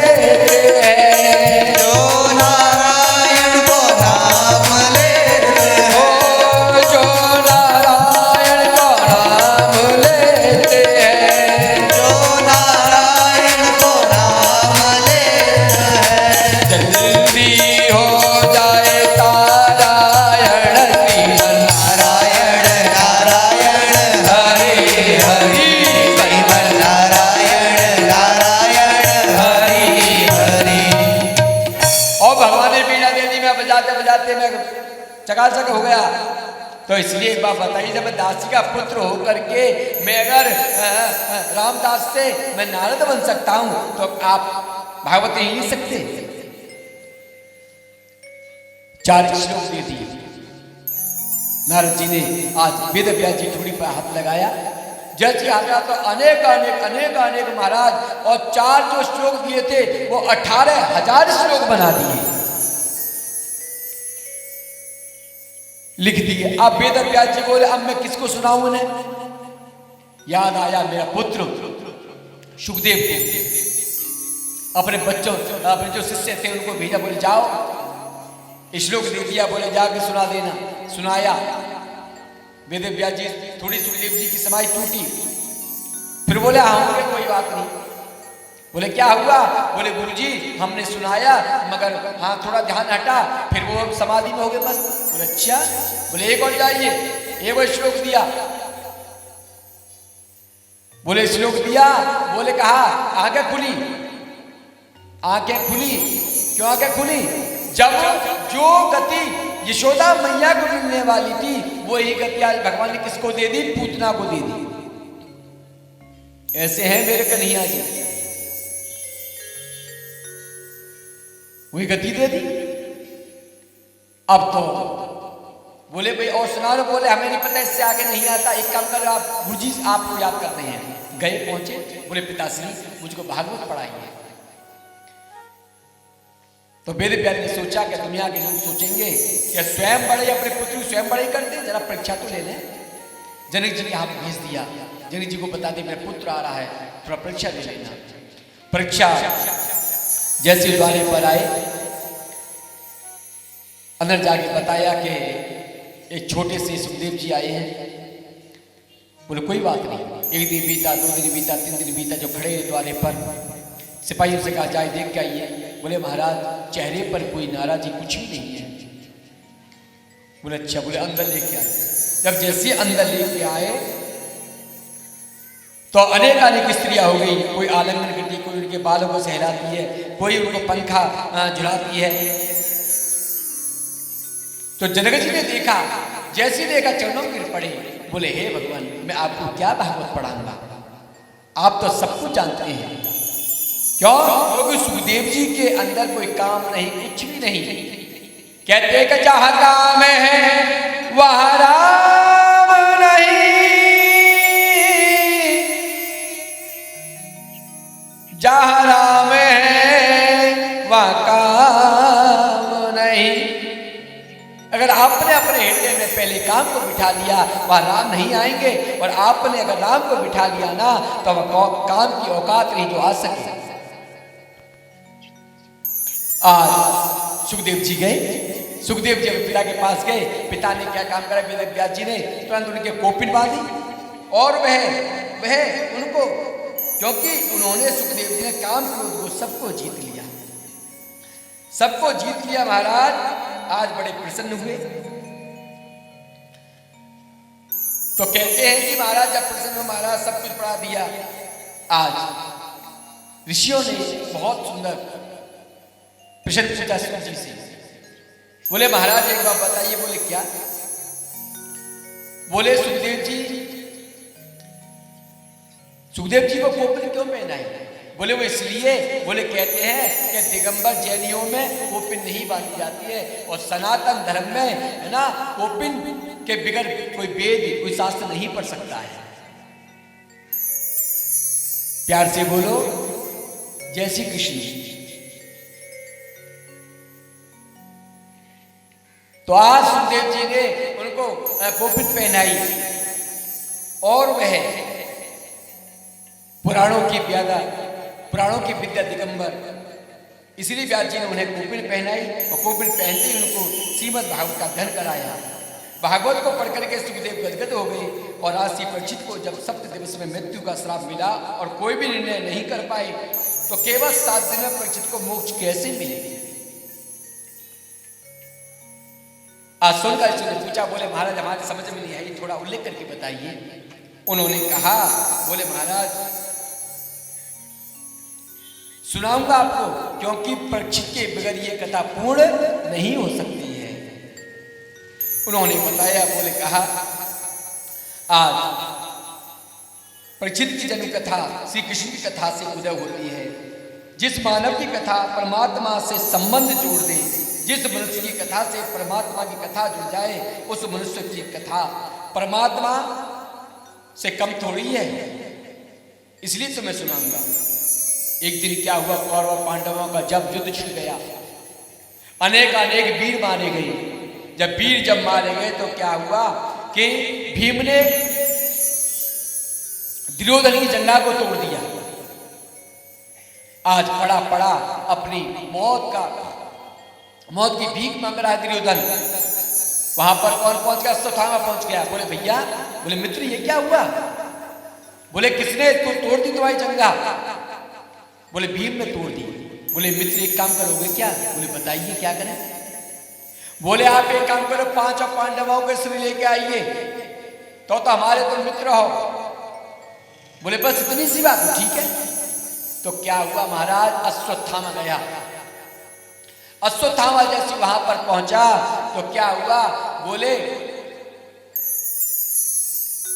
जैसे अश्वत्थामा वहां गया तो मेरी कन्हैया वहां सब पांडवों की रक्षा कर रहे थे। कन्हैया तो घटघटे है मेरा, सब कुछ जानता है।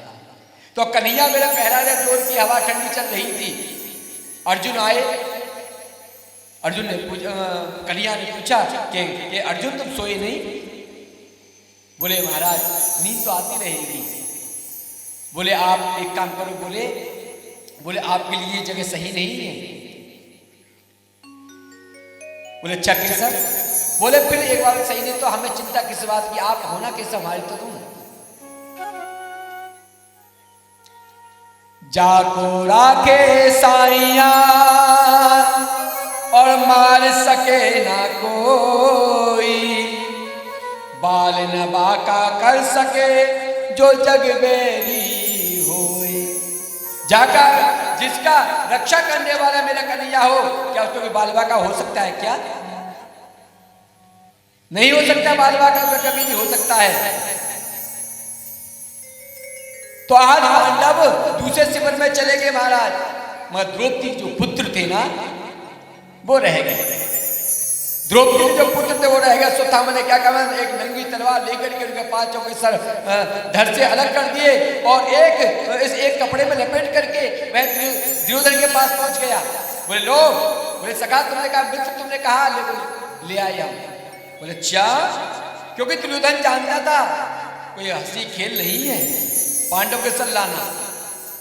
जैसे ही एक निकाल के दिया और जैसे उसने दबाया वो फूट गया। बोले अरे पगले अश्वत्थामा तुमने ये क्या किया? अरे पांडव के सिर नहीं है, ये तो उनके पुत्रों के सिर है। अरे तुमने तो मेरे तो वैसे ही पूरे खानदान मर गया। बोले जो पानी देने वाले थे वो भी तुमने मार दिए, क्योंकि दुर्योधन को श्राप मिला हुआ था जब तुमको कोई ग्रह होगा, कोई दुख हो ना तो आपकी मृत्यु हो जाएगी। करते करते आज दुर्योधन ने प्राणों को त्याग दिया। अब जैसे शिविर में जब आए तो क्या देखा महाराज, केवल धड़ पड़े हुए हैं, धड़ पड़े हुए सिर नहीं है, रक्त बह रहा है महाराज। कुंती द्रौपदी सब वहां पर है, गांव के जितने लोग थे सब जुड़ गए। गांव के लोग बोले अरे किस हत्या ने इनके सर अलग कर दिए, बिल्कुल लाज नहीं आई। अरे बच्चे छोटे छोटे बच्चे थे। बड़ा दुख होने लगा महाराज, बड़ा दुख होने लगा।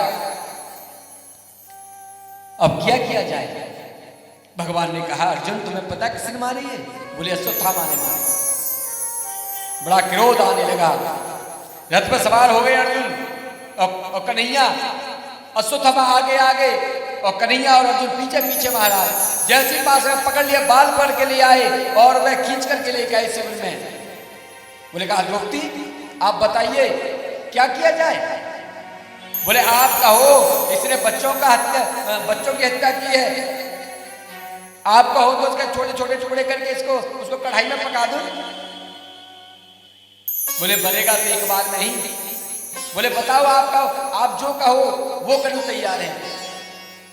कि इसको खड़ा करके जमीन में आधा गाड़ के इसका छेदन कर दें, ये तब करके मर जाएगा। क्या करें आप बताओ तो सही। धर्मराज युधिष्ठिर से पूछा कि भैया बताइए। बोले भैया जो धर्म में लिखा हो वही काम करना। किससे पूछे? बड़ा अचरज करने के द्रौपदी आंखों में आंसू है द्रौपदी के महाराज। छोटी छोटी सुकुमार को मार दिया। भीम से पूछा, भीम ने कहा मैं अर्जुन तुम नहीं मारोगे मैं मार दूंगा और छोड़ूंगा नहीं। बोले इसको शर्म नहीं आई? इन बच्चों ने क्या बिगाड़ा था? अरे इन बच्चों ने कुछ भी नहीं बिगाड़ा था ना, ये निर्दोष को मार दिया। बड़ा दुख मन में होने लगा। नकुल सहदेव सब गुस्सा है।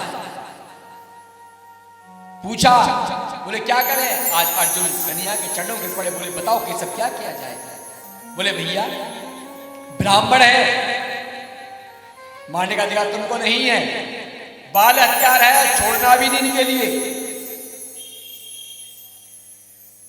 बोले छोड़ना भी नहीं, छोड़ना है, छोड़ना भी नहीं, छोड़ना है, ये क्या मतलब? भीम बोले वाले वाह कन्हैया अगर तुम जैसे का न्यायाधीश दो चार हो जाए तो चल जाए काम, चल जाए काम दो चार, अगर आप जैसे न्यायाधीश हो गए चल जाए काम। बोले भैया आप समझिए, दादा आप समझो तो सही। बोले ब्राह्मण है कुछ मत कहना, बाल हत्यार है, छोड़ना मत। बोले के सब क्या करूं? क्योंकि कहा गया है कि जी अगर ब्राह्मण को मारना कभी नहीं चाहिए, कैसा भी ब्राह्मण हो। पूजिय विप्र सकल गुणहीना, पूजिय विप्र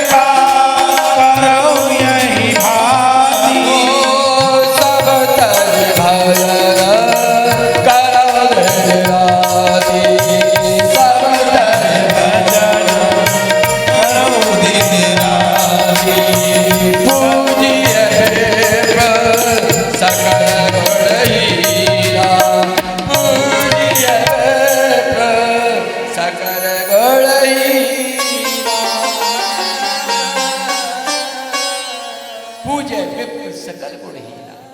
कैसा ही ब्राह्मण हो, कैसा भी हो, उसको कभी मारना नहीं चाहिए, उसको पूजना चाहिए। क्यों? क्योंकि उसका कर्म है, वो क्या करता है उस पर निर्भर तुम रहो। क्योंकि अगर ब्राह्मण को ये लगा लिया, अगर आपने मार दिया, आपने मार दिया, तो सही बताया तुम्हें, बहुत कई जन्मों तक उसको पाप भोगना पड़ेगा आपके लिए। वो क्या कर रहा है क्या नहीं कर रहा है उसके ऊपर छोड़ दीजिए, उसका कर्म उसके ऊपर है। तुलसी बाबा ने जो ये चौपाई लिखी, बाल्मीकि जी जो चौपाई लिखी, ये गलत नहीं है। ये पूजे विप्र सकल गुणहीना, चाहे वो क्या अवगुण हो, गुण हो, कैसा भी हो, उसको कभी नहीं गाली नहीं देनी चाहिए। हमने देखा है ब्राह्मणों को गाली देते हैं, ऐसा नहीं करना चाहिए, कैसा भी हो। बोले क्या करें महाराज? बोले देख लिए, सोच विचार कर लो। आज द्रौपदी ने जैसी वो तलवार, बोले कहा द्रौपदी बताइए मारू से। महाराज द्रौपदी देखिए क्या बोलती है। आज की मैया होती ना, आज की मैया होती तुरंत कहती नहीं महाराज गोली मार दो इसको। बट देखिए द्रौपदी कैसी है, सखी किसकी है पता है? भगवान की सखी है। उन्होंने कहा एक बार बताइए, अगर इनको मारने से अगर मेरे पुत्र जिंदे हो जाते हैं तो बेशक मारना। बोले जैसे मैं ग्रह में रो रही हूं, अपने पुत्र में रो रही हूं, क्या जो आपके गुरु की जो पत्नी है, गुरु माता है, क्या वो नहीं रोएंगी क्या? अरे वो तो गुरु है, आपको शिक्षा दी है। जो अश्वत्थामा को जो शिक्षा नहीं दी, वो शिक्षा आपको दी है। भगवान से सलाह के बोले प्रभु क्या करूं? बोले एक काम करो, बोले आधी दाढ़ी मोड़ दो, आधी मूछ मोड़ दो, आधा गंजा कर दो, केवल इसी में मर जाएंगे, केवल इसी में ही मर जाएगा, ब्राह्मण होगा तो पक्का। यही सब कर दिया और मड़ी निकाल ली महाराज और छोड़ दिया। अश्वत्थामा ने चला गया, यहाँ से विचार करने लगा, बैठ कर विचार कर रहा है। बोले मैंने इनके घर में कोई भी नहीं छोड़ा, पानी देने वाला भी नहीं छोड़ा। फिर याद आया, अरे उत्तरा के गर्भ में याद आया, उसने क्या काम करा, अश्वत्थामा ने क्या काम करा, अपना ब्रह्मास्त्र चला दिया।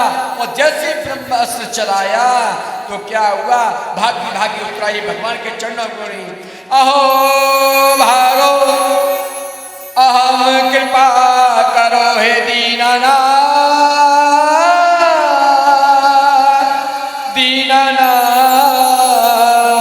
कृपा करो हे दीनानाथ, करुणा करो कृपा करो। हे दीन बंधु, हे करुणाकर, हे कृपा कीजिए, हे गोविंद, हे नारायण कृपा कीजिए। महाराज चरणों में गिर गई, बोले मुझे चिंता नहीं, मैं बचू नहीं बचू, मगर जो गर्भ में जो पुत्र है उसकी रक्षा करो हे गोविंद। एक बार तो कन्हैया की आंखों में आंसू आ गए, कहने लगे हे अश्वत्थामा ये क्या किया?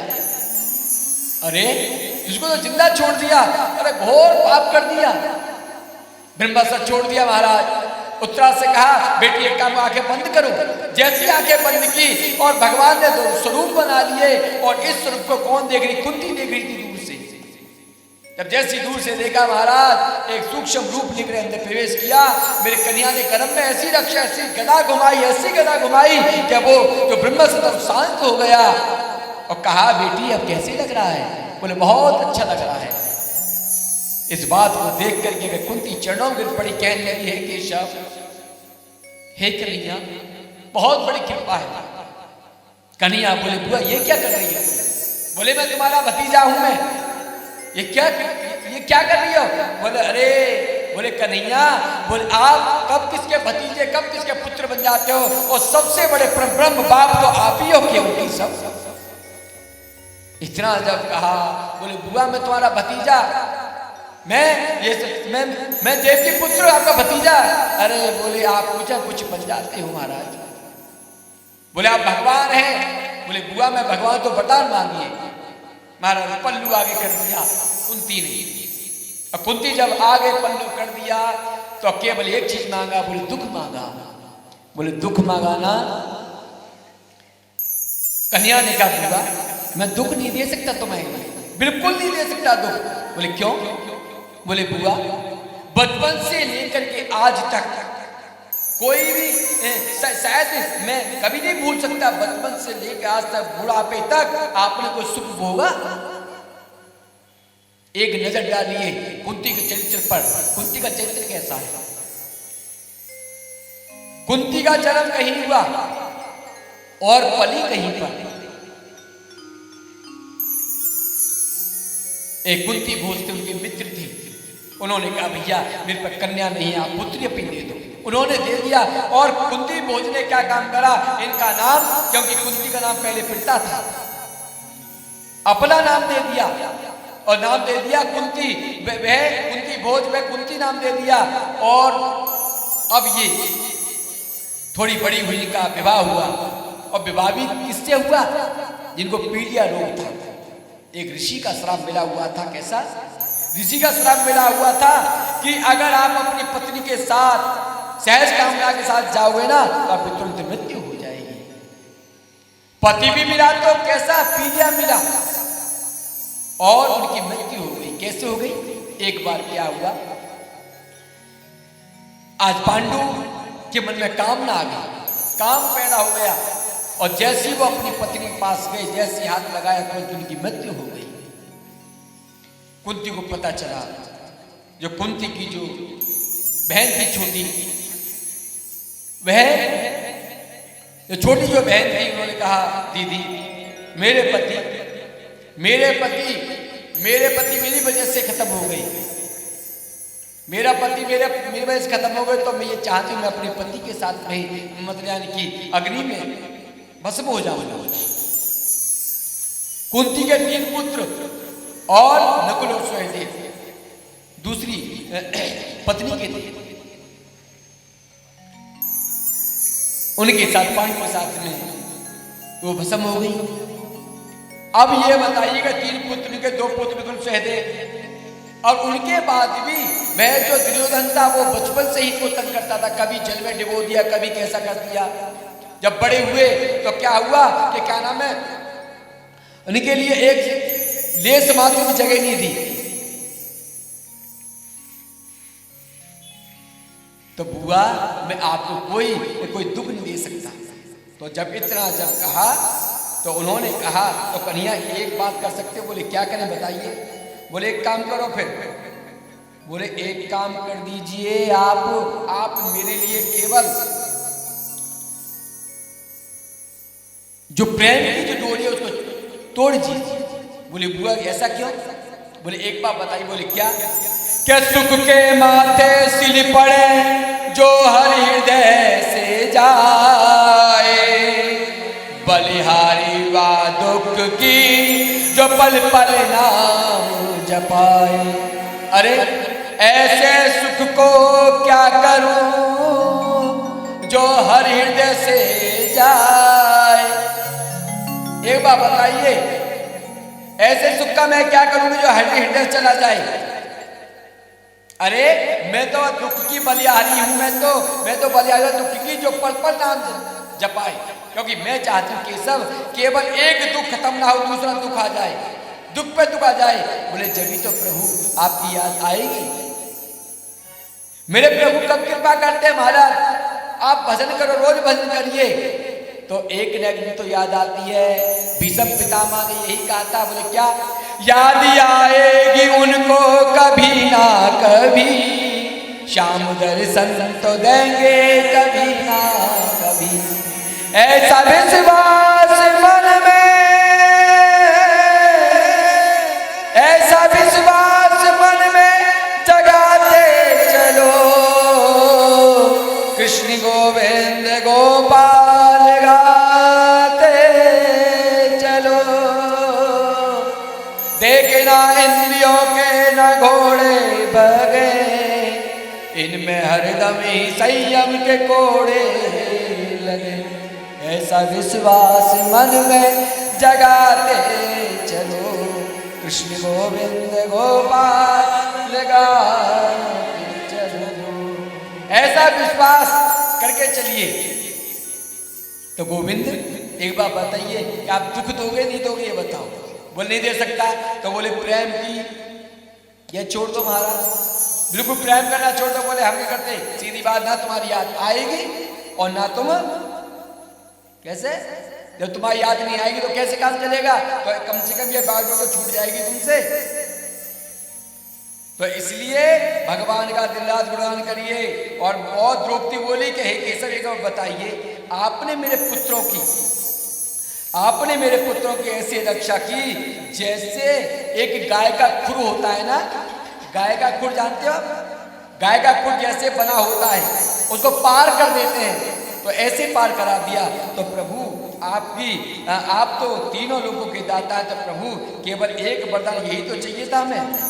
बोले प्रभु बस एक काम करिए, इतना ही कीजिए प्रभु, और कुछ नहीं चाहिए। बोले प्रेम की डोरे तोड़ दो या फिर हमको अपने पास रख लीजिए, केवल ये काम करना प्रभु, कुछ नहीं करना आपके लिए। बोले क्या? बोले तो एक काम का थोड़ा तो सुनो भैया। बोले क्या? मुश्किल है सहन करना ये दर्द जुदाई का, मुझे कुछ तो बता प्यारे, कारण रुसवाई का। मुश्किल है सहन करना कारण ये जुदाई का,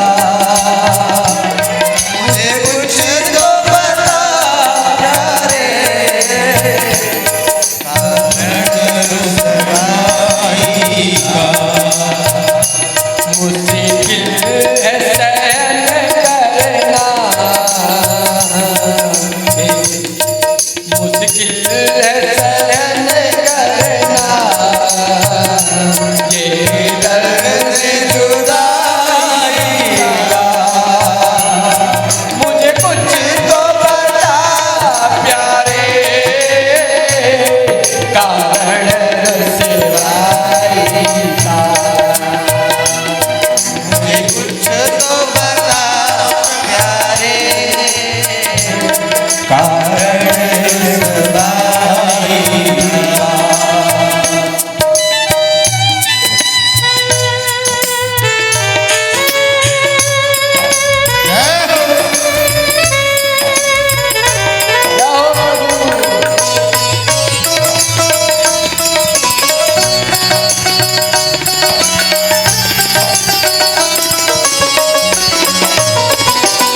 द्रौपदी कहती क्या? द्रौपदी कहते प्रभु जब प्रेम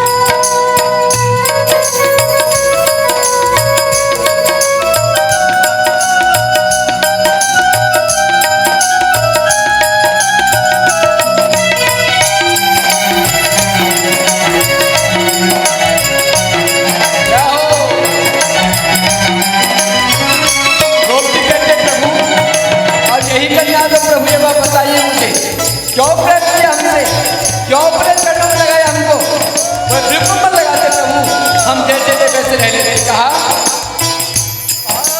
नजर में अब मुड़ के क्यों अपनाया था, अगर नजर में अब मुड़ के तो क्यों अपनाया था, ये पीर ना निभ सकती पहले न बताया था,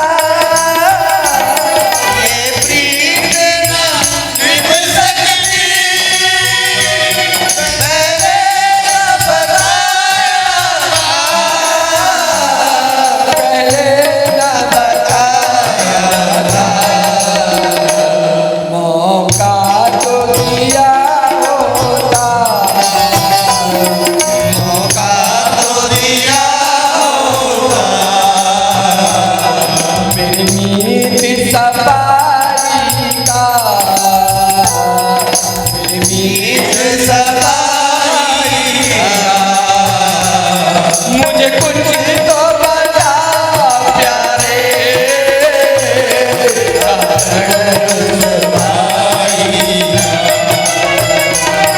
मुझे कुछ रहम करना,